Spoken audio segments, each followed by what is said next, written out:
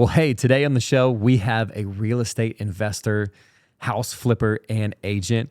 He's going to be talking to us about some things that he knows about the market, as well as a celebrity client of his. Come on, let's welcome to the show, Michael Mutz.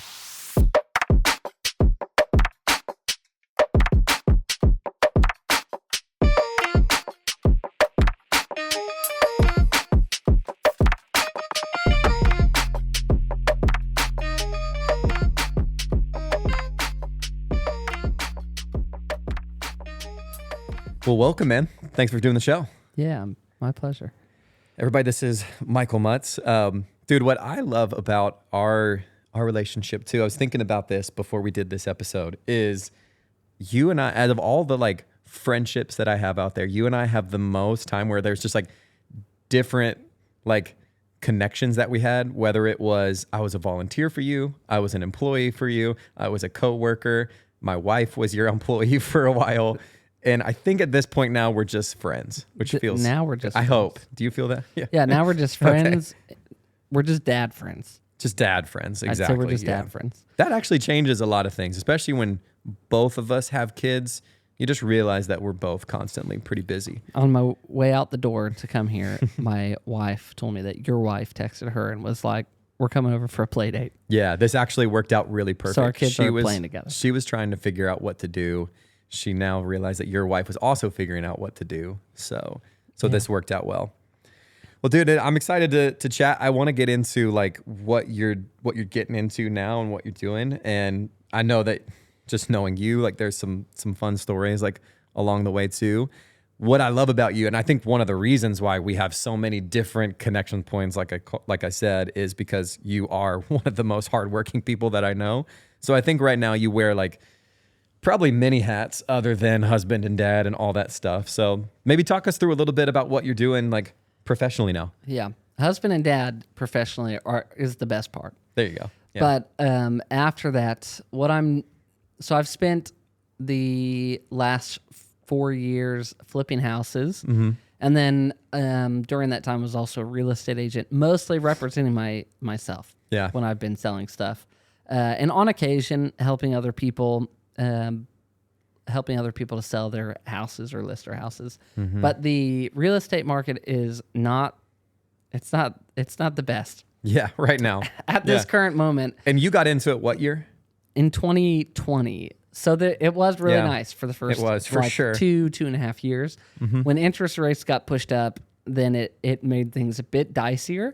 Mm-hmm. And the places that got the most appreciation during the pandemic, post-pandemic, are seeing quite a pullback. So this is definitely what people are interested in is updates on the real estate market. Well, no, dude, I feel like I at least I am like because of our journey too of like we sold a house right in 2021, which looking back now, I regret a lot because we definitely like it was a great time to sell.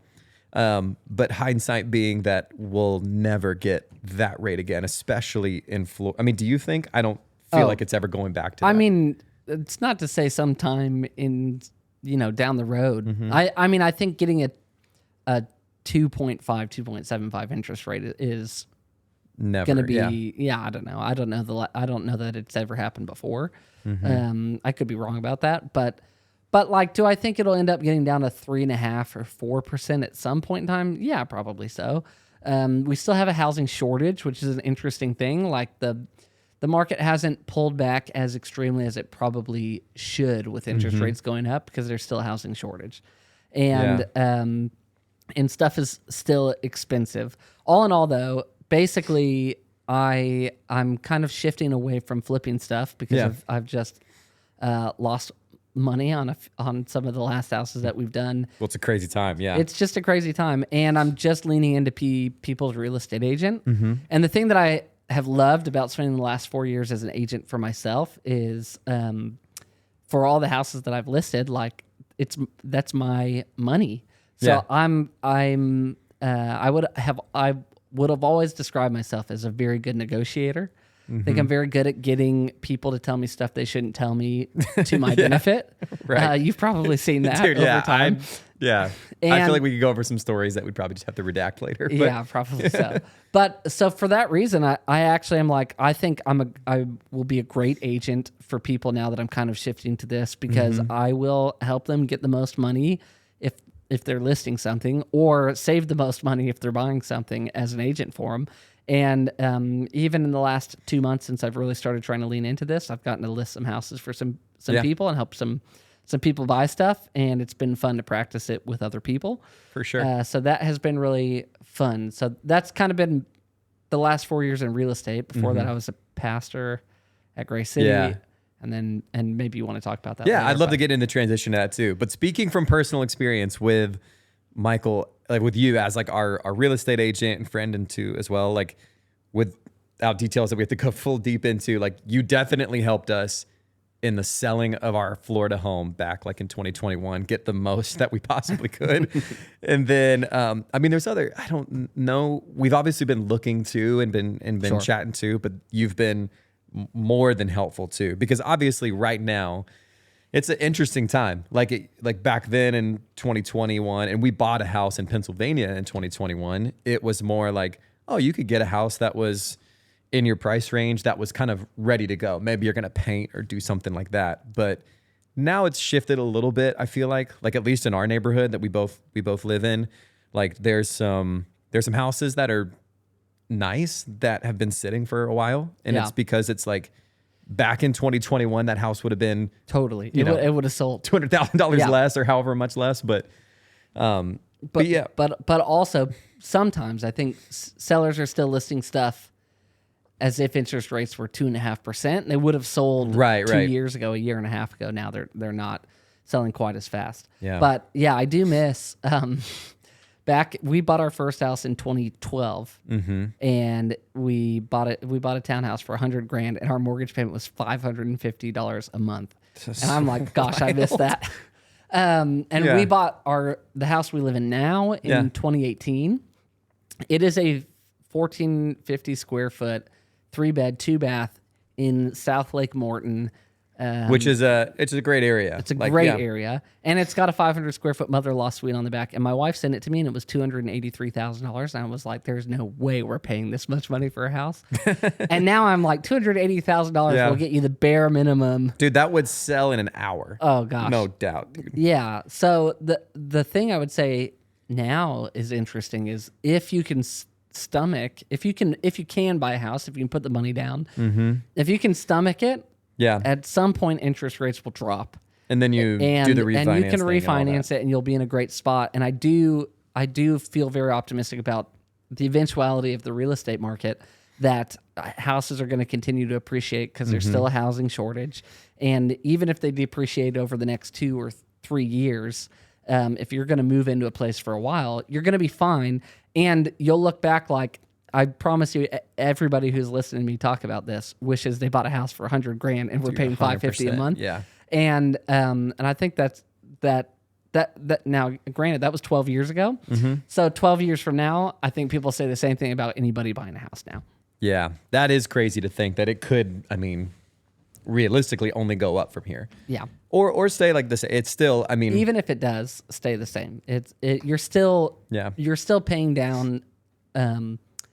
A mortgage, you're going to be fine. But it'll go up because builders. I was actually just looking at something that builders have all pulled back, and maybe there's a flux in inventory at the moment because if you start building a house, that's a baby, and you got to finish it. And so all the houses that started before interest rates started going up, those houses are all getting wrapped up now at the worst case scenario. We're close to now. So even if those are flooding the market, eventually those are going to get bought, and builders are not as optimistically building houses right now as they were 2 years ago.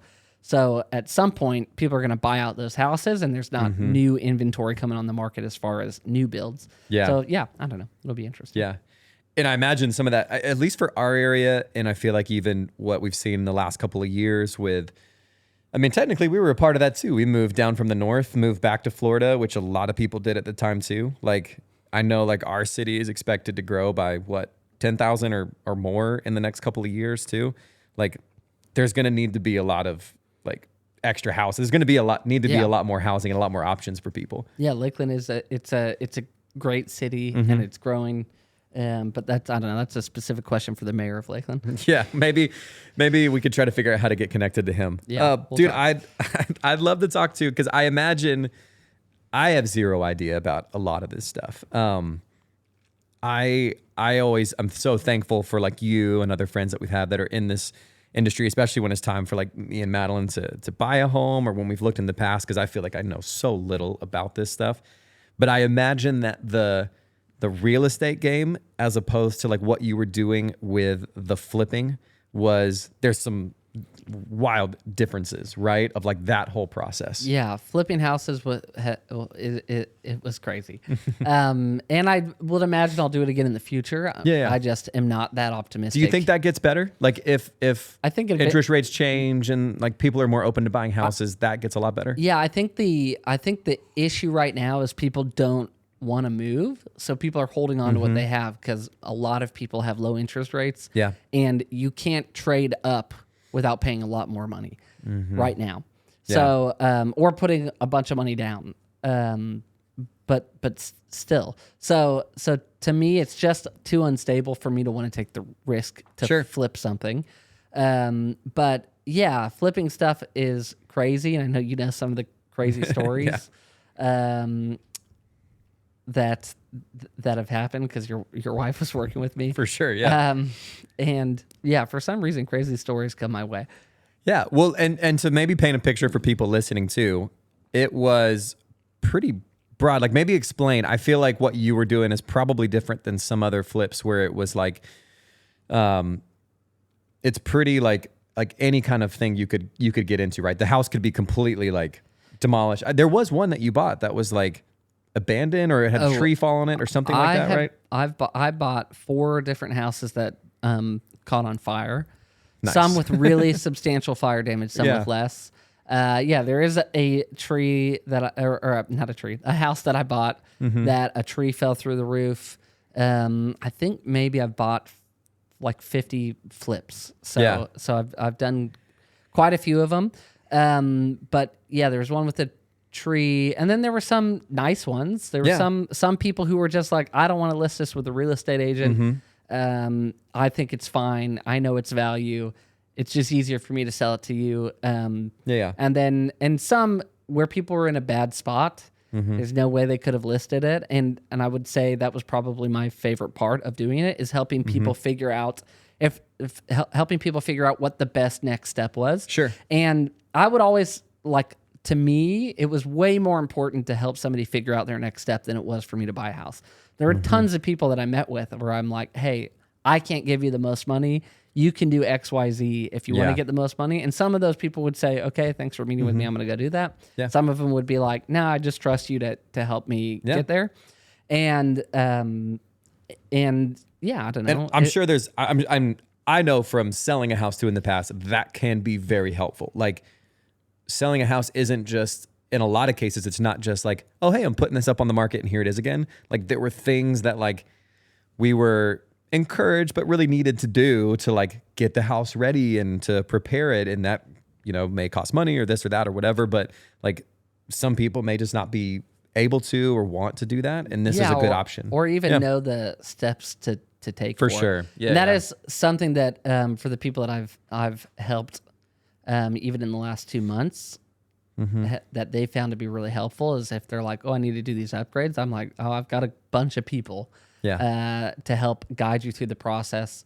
Yeah, I don't know. Even my wife and I are finishing house renovation for a house we've been doing for the last 2 years. That was built in 1908. That is been a wild ride for the amount of stuff that needed to get done. Yeah, like it was quite a lesson for everything that you need to know to rebuild a house. A house in I actually have never asked you this question, so I don't know. Have you found anything in that house while you guys were like remodeling that's like, oh, this is, because I know in PA, like some of our houses up there when we were living up there in Pennsylvania were older, and you would often find like when that, like you find like newspapers hidden in certain areas that from the year the house that was built. Is there anything like that that you guys found? The craziest thing that we found in that house, and I hate myself for putting this piece of paper down the day before the demo guys came through because I don't have it. My wife's named Annalee, and I've seen the way that other people spell Annalee, and she spells it differently than most people, which is just Annnalee. And I found a letter in the house stuffed between something that was written out to somebody named Annalee with the same spelling, dated on April 29th, which is my wife's birthday, before she was born in the 80s. And I was like, this is the craziest thing in the world that I found this in the house. And it is, and I like set it down and walked out of the house, and I can't believe that I did it. Yeah. And for whoever buys this house when we're done with it, I do like to leave surprises with people. So I did put a full plastic skeleton behind one of the cavities in the wall. There you go. Because one day somebody's going to renovate it. And they're going to open that wall up. And can you imagine? I just want them to feel excited about it. Dude, that's hilarious. So it's you really did that? You're not just kidding? No, I'm not kidding. That's I awesome. actually did that. Yeah. Dude. Yeah. Well, going back to do some of the renovations, I'd love to hear like you mentioned, there's some crazy stories that you've had from doing this, because often, like I'm sure oftentimes it is just like a great normal interaction. Couple or people just want to get rid of their home in an easier process, don't want to really do anything to it, or like a house fire. But there's some other instances. Yeah. Is that right? There's probably two that stick out the most to me. That just took a long time. Yeah. One of which you're familiar with. I'm very invested in. Yeah, you were very invested in it. Yeah. And that was, I went out to somebody's house when I first started, and I made her an offer on the house, and the house was absolutely trashed. I mean, it was just trashed. And the person who owned it was still married, and 4 years prior to me making an offer, 3 or 4 years, her husband had murdered his mom in the house, and there's news articles and stuff about that, but it wasn't great. And she was living in the house so she was like wanting to divorce him, also wanting to sell the house, but he also owned the house. Well, imagine you also want to be out of a house that there was a murder in. Yeah, she did wait and a murder that you were connected to. She found her mother-in-law in the middle of the night. In the house, but she did wait a long time to get rid of it, to get rid of it. Yeah. So then her daughter was in the house with her daughter's boyfriend, and that was its own thing, which we can get to at the end of the story. Sure. So basically, she wanted to sell the house. First, she told me no to my offer, and I was like, "There's just way too many risks here, including the fact somebody's been murdered in it. Like, this is what I feel comfortable with." Yeah, I imagine that comes up sometimes. Yeah. And in Florida, people always ask this. You are not required to tell somebody that, but like it was in the news with the address of the house. If you went and Googled the house and Googled murder, the house Serious would come question: up. Is that just a Florida thing, or is that like That's a Florida thing? nationwide? Like some you don't have to. Some other places you do have to, but in Florida you do not. Gotcha. At least not as of the last time I looked, which was like a year ago. Yeah. Can you imagine if you did, and just like figuring out the time and during the show of the house that you're going to drop that bomb? It's just like, and this is where the murder happened, and this is a beautiful place for you, like Jack and Jill bathrooms. Yeah. So basically, what ended up happening is I was like, "Does your husband want to sell?" And she was like, when she finally said she did want to sell it, she was like, "I'm not going to talk to him," and so she asked me to do it. So I started sending letters back and forth to him in prison to try to convince him to sell the house. And she did not want to give him a dime because she had bought the house prior to being married to him. And so that was like in her mind, she didn't want to give him a dime. To be fair, in Florida, he probably forfeited some of the profits after the murder. Yeah. And he didn't get 50%. He agreed to less. Yeah. But basically, I ended up having to be an arbitrator between these two people. And I'm mailing back and forth with him. And at the time, you were so invested in that. Every time I got a letter, I would bring it over to you so you could read it. Well, at the time, I was a remote worker. My wife was working for you. We were coming over to your house often, just having a good old co-working space. And you would have these letters. And dude... Yeah, the way that I also love true crime. I know that's not for everybody, and I also realize it's like something you have to like moderate, because if you get too deep into that, it's twisted, but I'm into that. So it felt like it was like a personal true crime story I was close to. Yeah, it really was. So all in all, he did agree to sell it. He sold it or he signed all the docs. And then afterward, when we were trying to finish the closing for the house, the daughter did not want to leave. So she made 2 fake Google phone numbers and started texting me as if it was her dad, saying that that we were fraudulently taking his house and that he never signed anything and that it was all fake. And I was like, this is too funny. So we ended up having the husband and wife ended up having to do an eviction to their daughter to get her out of the house so that we could close on the house. And it was just a wild, wild ride. Yeah, they could probably benefit from some family counseling somewhere down the road. That whole crew. She wanted to be done, and she wanted to move to Georgia, and she was able to do that once it was all said and done. There we go.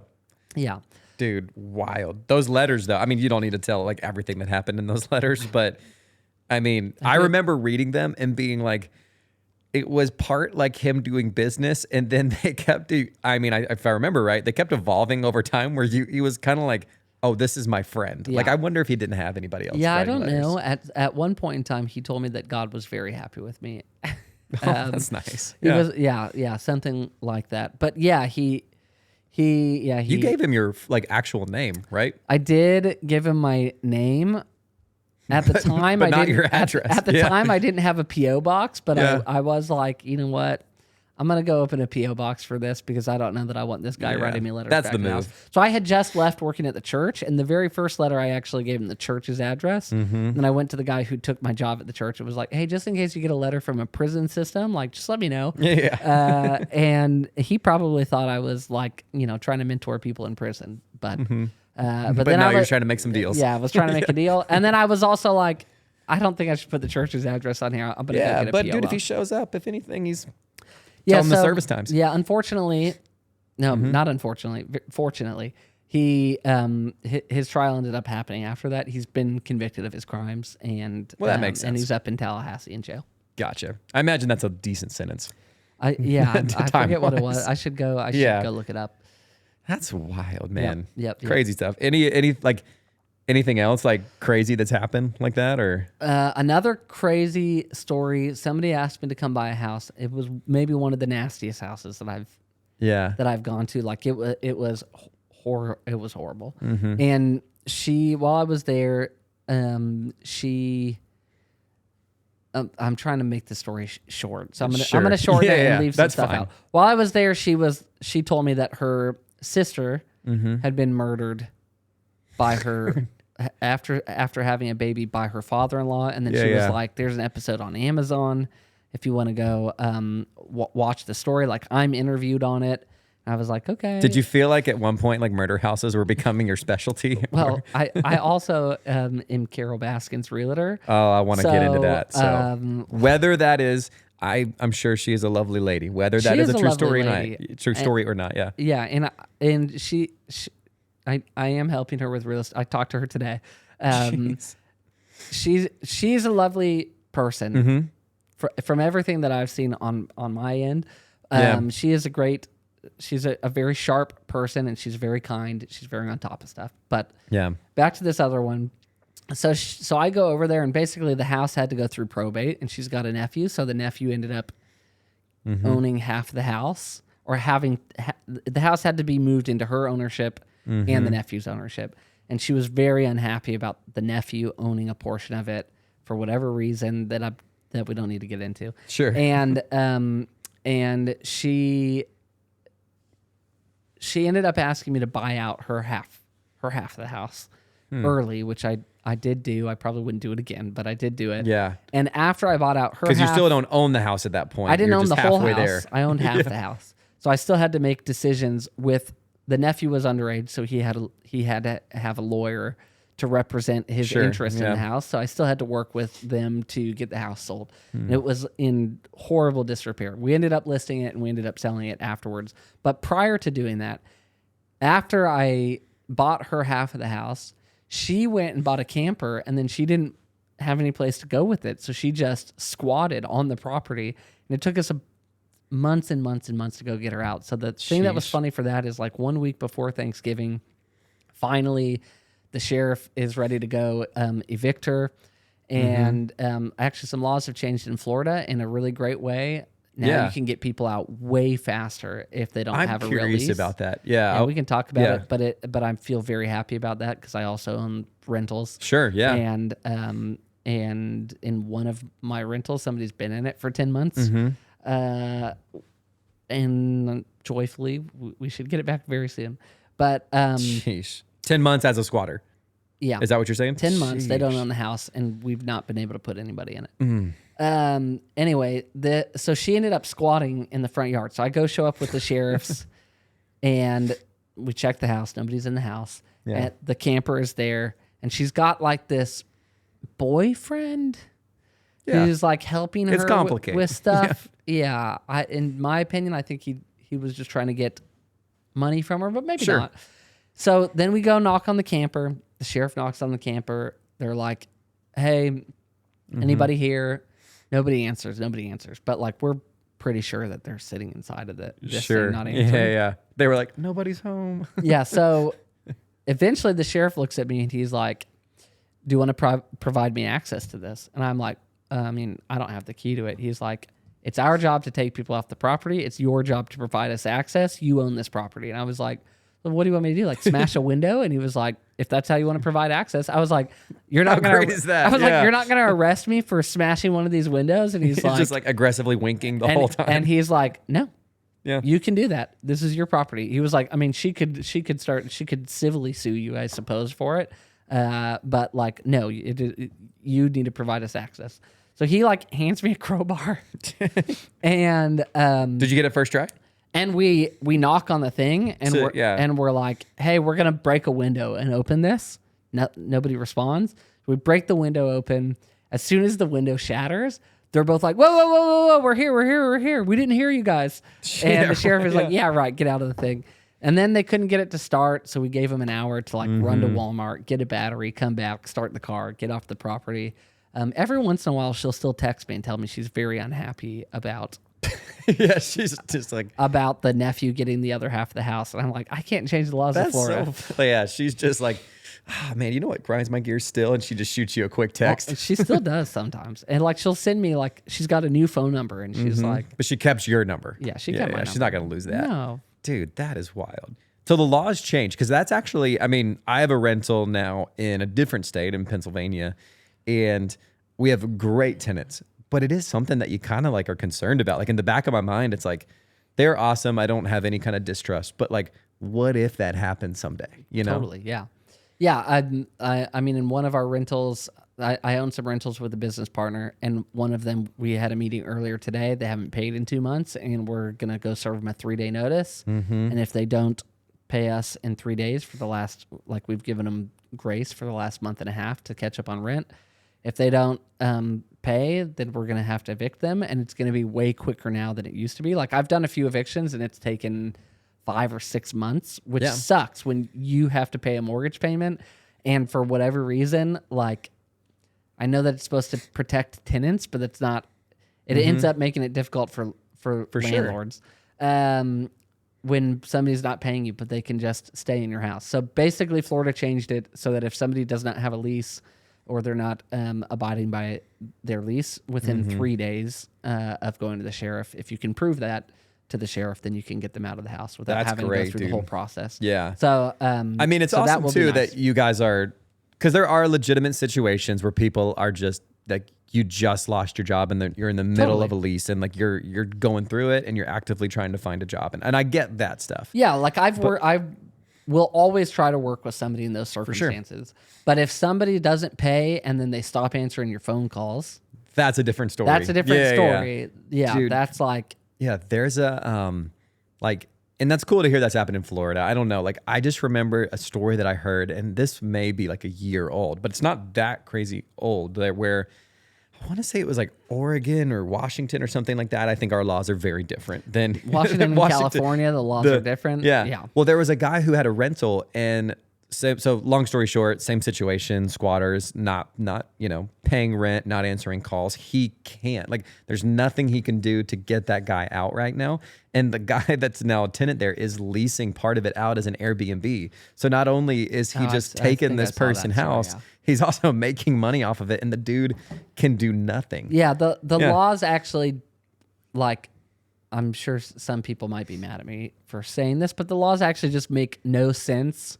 You can own something in America and other people can take it from you, and then like they have protections. Like you can't go in and change the locks while you they're said not it the perfect there. way. That shouldn't, like, it really shouldn't offend anybody. If it does, then you haven't had that happen to you. You know what I mean? Like, yeah.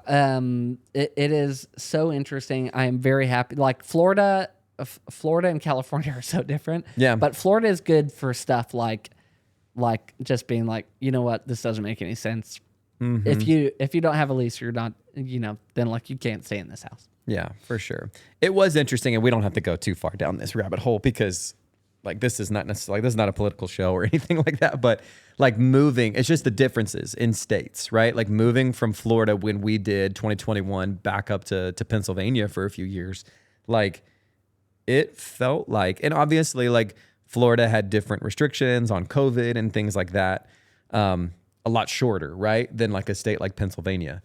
I felt like it was so weird moving up there because I felt like I went back in time as far as the restrictions that we'd experienced. Like I was working as a teacher and I was required to take students home sometimes, but they also required me to wear a mask in my car and the student also as well, which we don't have to get into mask work and all that kind of stuff. But it was just like interesting to be like, oh, I've been doing this for like months in a different state. I move up to this state and now this is the legal requirement. It's just so interesting. Yeah. It is interesting how people process stuff. And I'm like, for me, like maybe it's confusing because I'm like, yeah, you should be able to kick people out of houses. And that's a more conservative view. On the other side of things, I was like, yeah, we didn't really know anything about COVID. I didn't have an issue with masks. I didn't have, all these big issues that people throw fits about. I'm like, yeah, we didn't really know, and we were trying to figure it out, and I would much rather try to protect people's lives than not. Yeah, for sure. But like as time went on and we kind of figured stuff out, then it was like, yeah, we got it. We don't have to. And I don't think either of us are taking like a crazy, a hard like stance on anything here. It was just a unique thing of like, oh man, like different how like you. Yeah, it was different, like not doing it for so long and then going back and required to doing it. But anyways, I'd love to hear about being Carol Baskin's realtor. Well, because that just kind of happened randomly, right? Yeah, I'm still a realtor. So, I mean, I don't have any bad thing to say about her. Yeah. Like she's been delightful. That's awesome to hear. Yeah. But yeah, it is really random. Basically, I just had a home for one of my flips for sale, which actually closed on Friday this last week. We just sold it. So that means I probably need to post about it. But I'm not very good at social media, but I understand that that's where people go to look for, to see whatever you do. So I'm trying to get better at it. You got a lot more important things going on in the social media. Yeah, but I'm trying my best. I get it. Yeah. I do have some accountability partners, and if I don't post about real estate 3 times this week, then they forced me to agree to run a 10K at 3 p.m. And I was like, torture. I will post 3 times for that. Yeah. I'm happy that they hold you to that. Yeah, that they're gonna hold me to that. Yeah. So yeah, I basically just got a random phone call off of one of my signs, and somebody was like, hey, you got this, you have this house listed up here. Was it her or like someone who worked for her? No, it was her. Yeah. Oh, cool. I got a call from a lady, and they were like, hey, I see that you have this house listed up here. I'm like, I do. And then she was like, well, I've got a few properties I'd like to get listed. I was like, yeah. Tell me a little bit about them. And she told me about them. I was like, okay. And what's your name? And she was like, Carol Baskin. And I was like, oh, like the famous Carol Baskin? Like totally thinking that she would be like. It was just a coincidence. Yeah. Be like, oh, I get that all the time. She was like, yep, that's me. And then Did you pause for a second? Paused. You're like, and I was like, I think I'm going to ask her to email me and see what email it comes from. And sure enough, I got an email from Big Cat Rescue. And And there she was. That is So, crazy. yeah. Well, I do think this. I was thinking about it before because we talked about this.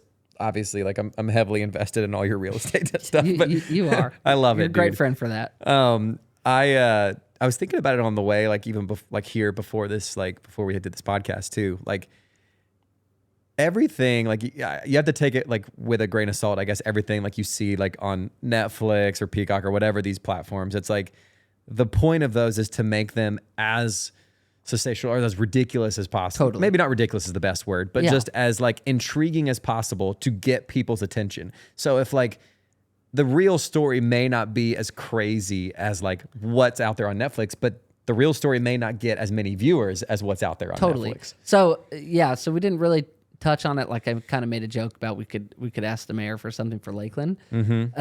My dad is the mayor. Just in case somebody's listening to this and they don't know, he's the mayor of Lakeland, and No way. he ran for re-election, and for some reason, even though he's a conservative, for some reason this ultra conservative person was running against him, like ultra conservative, like I remember, would probably have stormed the Capitol. Ultra conservative. And I don't know, they might be running for re-election because he's not going to run again. So she might run for re-election. So he got painted as like this liberal because he's a compassionate, I would say he's a compassionate conservative. Your dad's incredible. An incredible person. But basically like the media portrayed the wildest things in the world. Like they just came out with these wildly made up things about him. And I was watching it. Like I felt very angry at the time because I'm like, wait, why are people getting like caught up and mad about these things? Like these aren't even true, and these are just like baseless claims that people are making. Like so much so that they came out with like an article about my little sister with Down syndrome and my parents using her as like a tool to try to get sympathy from voters. Like just crazy stuff that I'm like, the only person who's trying to use my sister is you, the person who is writing this article to try to like say some political and point. Knowing your family too, it's not like, oh, your mom and dad upped the amount of responsibility or like time they spent with your sister. It's like, no, your parents, like she lives with that, right? I mean, she's like, that's what they do. They've always done. And she and my little sister wanted to go campaign. Yeah, like that's awesome. I don't remember exactly what it was because I just put that stuff in the back of my mind. But what that told me at the time is I was like, you should believe very little of what you see in the media, and I just don't really trust the media because I'm like, people just make stuff up. And if that is happening for the mayor of Lakeland, like, oh, how much more is it? Yeah, like what is happening for everything else? No doubt. And I actually know one or two people who have been in TV shows, and they're like, oh, they script stuff, and like the reality TV shows, they give people scripts and they like have them fight about stuff that's not real. Because they're trying to make something happen. A few times my family got asked to do reality TV shows because my parents had 12 kids. And like one or two times maybe my parents more carefully entertained it because they thought that maybe it would be a good platform because we believe in Jesus. To talk about Jesus and a great way to share that. Yeah. And basically like they ended up being like, hey, you're not gonna have total control. Like we're gonna make up arguments basically. Like we're gonna make stuff up and have you guys do it. My parents were like, nah, we're not gonna do that.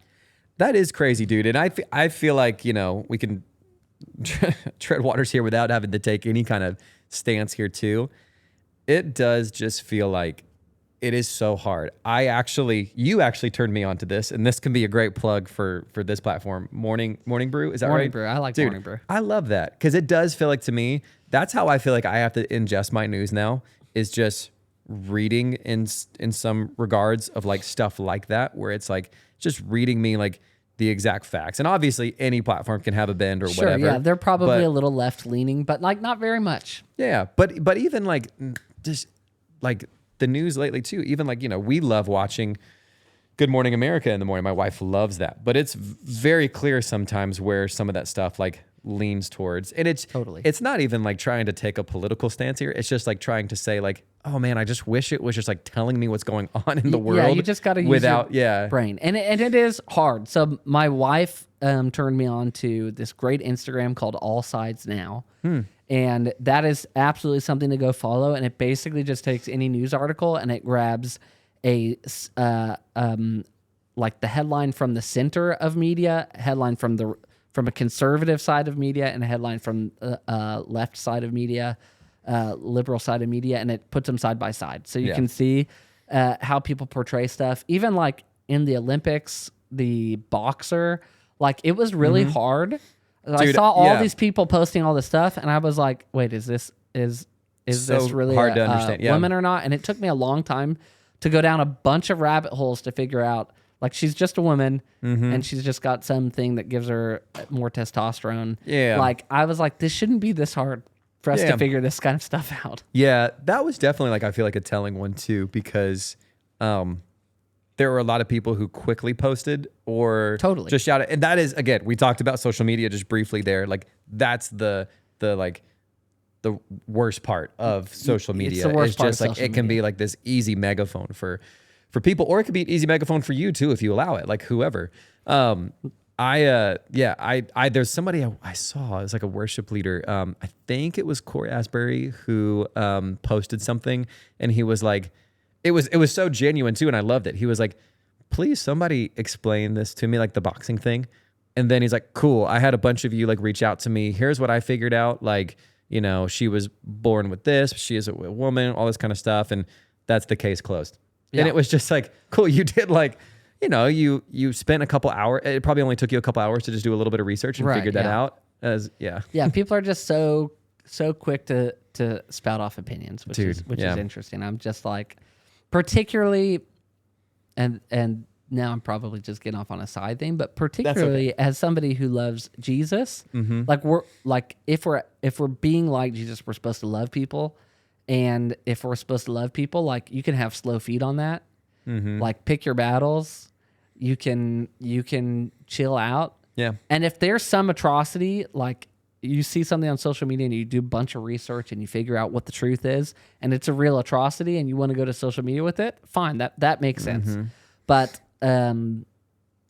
like, even so, even with like a war, it's like get an idea of what's going on before you. For sure.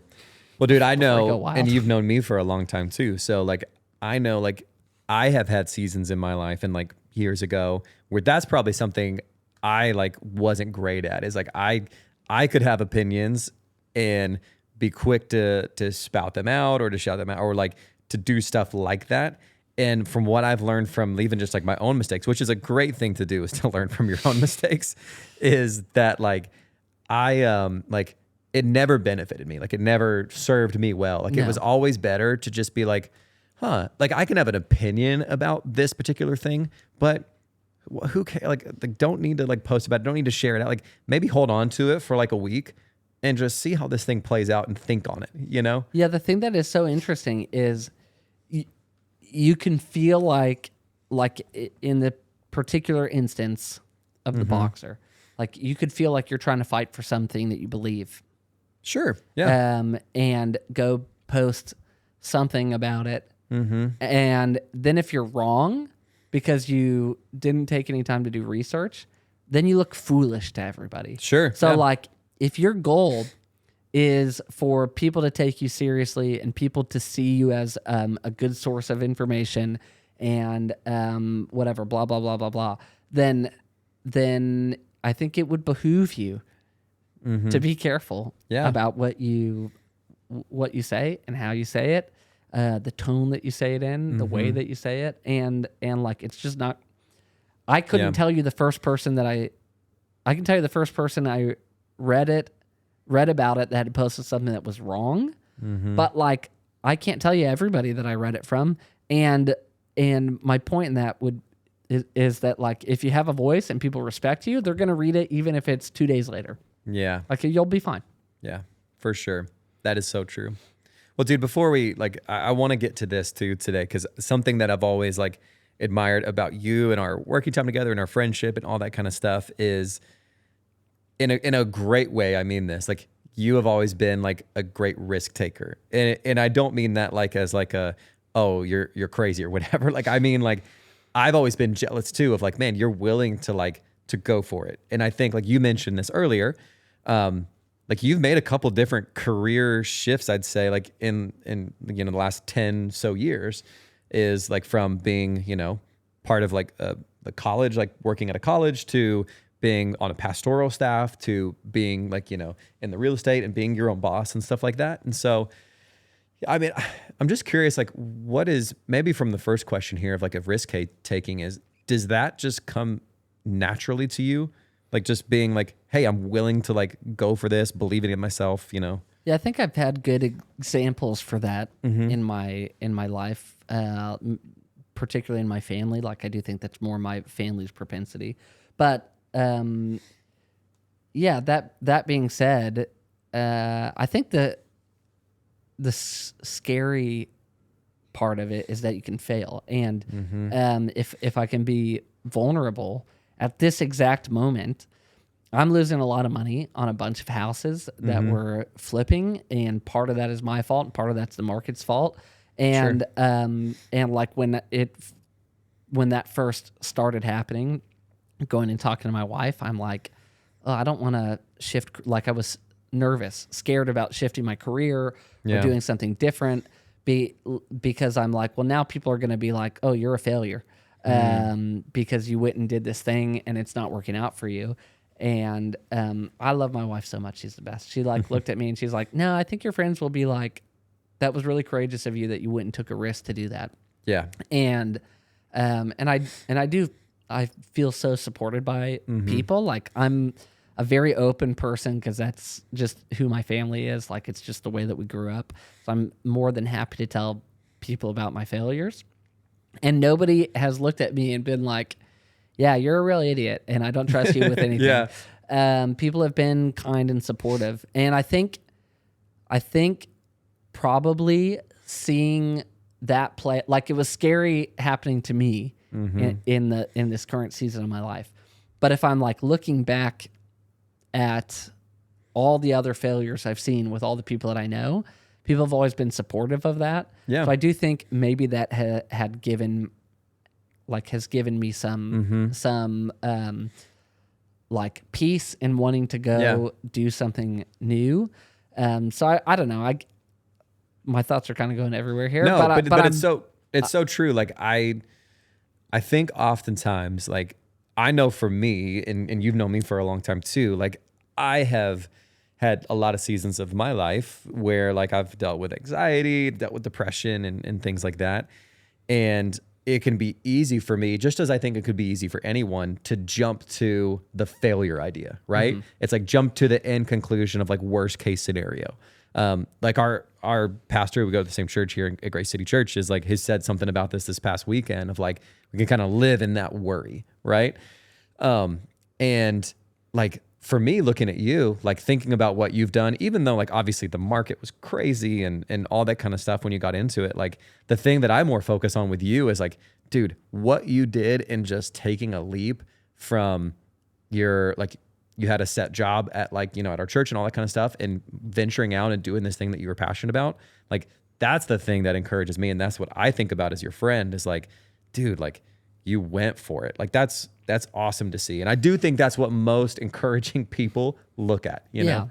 Yeah. And I think like, and there's been great benefits to it. Like I wanted to own rental properties and we've got, I don't know, we've got like 25-ish rental properties. That's awesome. Yep. And it's some of those numbers are really tight. Like it sounds like we're probably making tons of money from them. And I feel very optimistic about that in the future. Maybe not quite so much at this exact moment.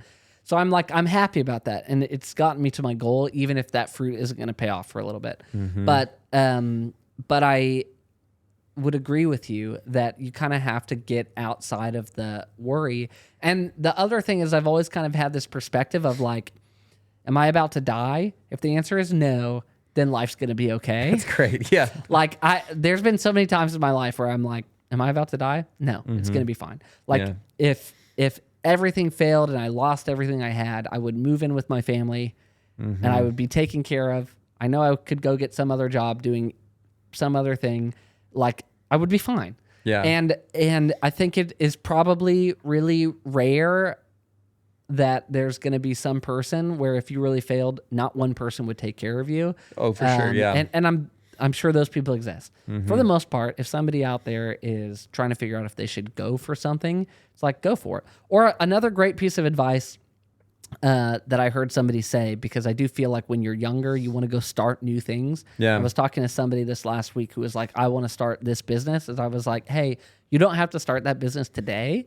Right. Go get a job working for somebody who has that business, and you will get paid to learn how to do this business for a few years, and then go start your own business. Yeah. And you shouldn't feel shame for that, and you shouldn't feel like because you didn't just go for it, other people are going to look down at you. You will be way better prepared than if you just go start it. For sure. So, well, then you also probably figure out like if that's actually something you want to do. Because Totally. starting it on your own, it's like, dude, like in most cases, like you need to be like committed. Like it's a long-term commitment of your life. Yes. Or on the other hand, like sometimes it's like if you're young too, it's like you want to start something. It's like you're also maybe comparing yourself to people who are 40, you know, who are like double your age. It's very easy to do that. Yeah. I started a clothing business when I was in college that like it did pretty well. We sold some stuff, but like people made fun of how I dressed. I would still say I'm not very well dressed. Like I wear the same like t-shirt with nothing on it great, every dude. single day. Yeah. But like I did not care about fashion at the time. Real estate is something that like after I got married, my wife and I bought a few rentals together. It was something I already cared about. It made more sense for me to transition into it. So I think you're right. You can learn if you like something or not. And I think that's great. So all in all, yeah, with risk taking, I feel like stuff is worth going for. And now I'm going into a new thing, and there's like, you know, there's still there. I would say there's still a sense of fear in that there are 1,000 great real estate agents. Like there's so many great real estate agents. People don't have to use me to have a great agent helping them with a great deal. Do I think I can provide that for people? Absolutely. But like that's something I'm going to go work for. That's awesome, man. Well, dude, we have one more minute left, and so I'm so thankful that you were on the show today and chatted through this. I definitely think like some of the stuff we talked about today is going to be beneficial for people. I think it was for me. Maybe two things. What's like some ways that people can, if maybe they're in our area for like real estate and stuff like that, they can, you know, contact you or get a hold of you. And then also maybe it's one thing you want to leave us with before we head out. Okay. I would say, if you want to contact me, I don't know, you can Search your name. Go to mutzrealty.com. There you go. Or you can message me on Instagram at Michael Mutz. MUTZ. MUTZ. I might not post anything about real estate on there, but you could probably message me and I'll answer. And the thing I would leave you with is something that I feel most challenged with at the moment, or that I'm trying to adapt the most at the moment. And this is not going to be for everybody. It's going to be for parents, though. Yeah. I have had a few people that I love and respect who work out of their house or around their kids, and they've really challenged to be like, if you're in a meeting or something is happening and your child like wants your attention, you should give it to them. Like if you're on a Zoom meeting and you stand up and you go to the bathroom and your kid stops you because they want you to do a thing with them, like people on the meeting aren't going to care if you come back 30 seconds later. Like get on the ground, play with your kid for 30 seconds, tell them you got to go back to the meeting, stand up and go on. Like those moments matter. So at this exact moment, the thing that I'm working on the most is when I get home, if I've been gone, I want to wrap up work. I'm putting my phone away. I'm just being present with my kids at least until they go to sleep. It's huge. Because I just want to be a good dad. I want to be a dad that they always feel like was aware of them and wanted to be with them. And that means a lot to me. Matters most. Yeah, it just matters the most. And same with my wife. So I actually, that accountability group is taking care to remember, to keep me accountable. For putting my phone away at 5:30 p.m. every day. And I'm allowed to check it again after 9. That's great, man. Well, dude, thank you so much for being on, man. I appreciate it.